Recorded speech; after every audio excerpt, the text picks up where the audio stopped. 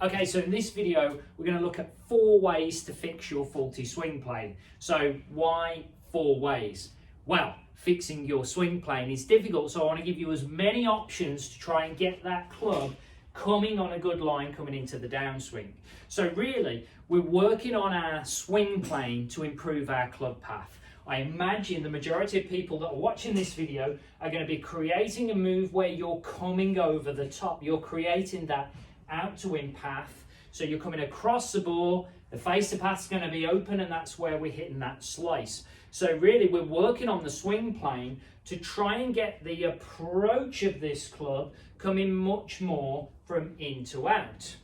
Well, in this video we're going to look at these different options and see how this is going to work for you. So first of all, my favorite option, my preferred option, and this is a little bit of a go-to when I'm working with my coaching clients, is we're going to talk about shoulder rotation and using the shoulders to create a little bit more of an inside hand arc. I really like this one because this is going to help you to not only improve your plane but power things up. We've got a huge range of motion in your shoulder. It's a ball and socket joint and it's not load bearing, so we can really create a huge motion here. And using the rotation of the shoulder to bring the hands on more of an inside arc, when combined with a clearance of the hip, is really going to increase lag and speed in your golf swing.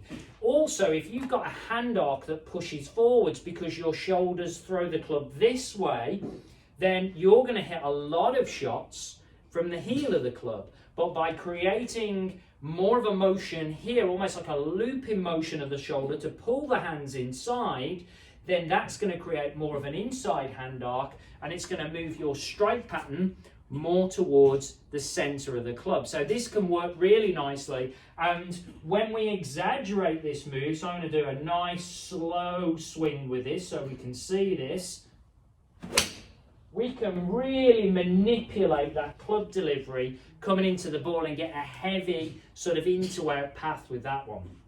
Okay, so let's work on swing plane fix number 2.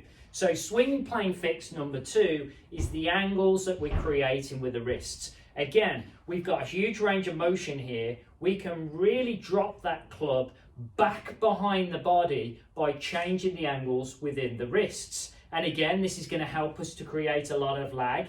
We've got to be a little bit careful about what we do here with the club face. So we can really use the wrists to manipulate that club back behind, but you can see there that my club face points up towards the sky, so it's going to be wide open when it comes into impact. So as we create that move, we're going to make sure that you're squaring that club face as well as we use in the wrist. But using this move, again, is really going to help you to shallow the plane. So not so much going to change the hand arc, but it's really going to shallow that club shaft angle coming into the ball. So let's see how this one works.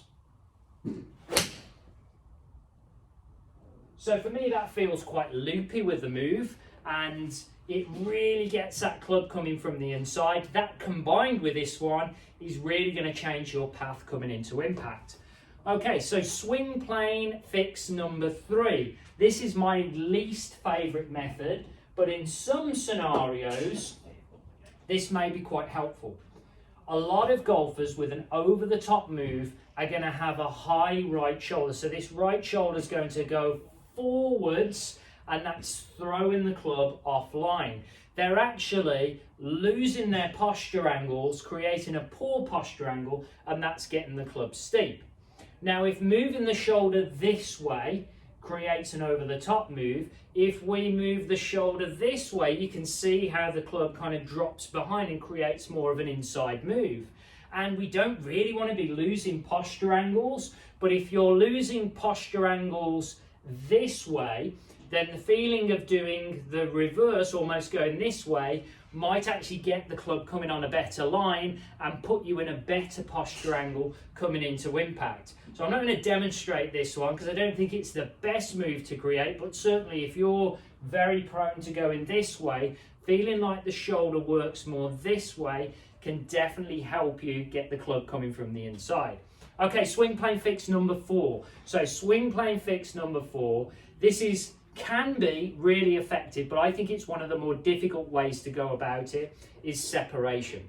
So if you've got your body opening to the left and we don't separate the hands, arms and torso from this turning motion of the body, the club is getting pulled over the top, the path is going left, and again we're going to have more of that slice. So the feeling of, from the top of the backswing, feeling like the lower body goes first as the torso almost stalls, so you feel like you keep your back to target a little bit longer, can really help to get that club coming from the inside. One of the number one causes for the over the top move is that torso opening too soon, too early, and as we rotate aggressively this way, that's throwing the club offline. Whereas if you feel that the lower body starts to rotate while the torso stays turned away from the target, then that's going to be an easier way for you to get this plane shallowing, coming more from the inside and get that powerful hit. So let's have a little look at how that works.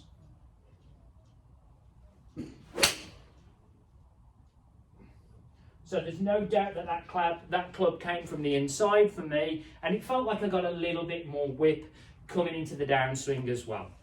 So what you need to do now is you need to experiment with these moves and see what works for your swing.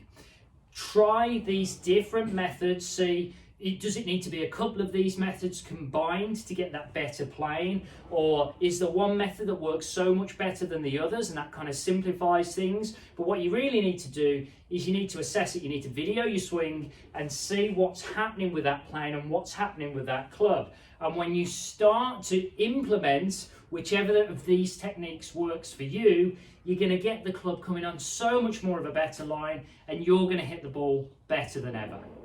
I hope you enjoyed this video. If you found it useful, please give the video a like. Also, make sure you subscribe to my YouTube channel.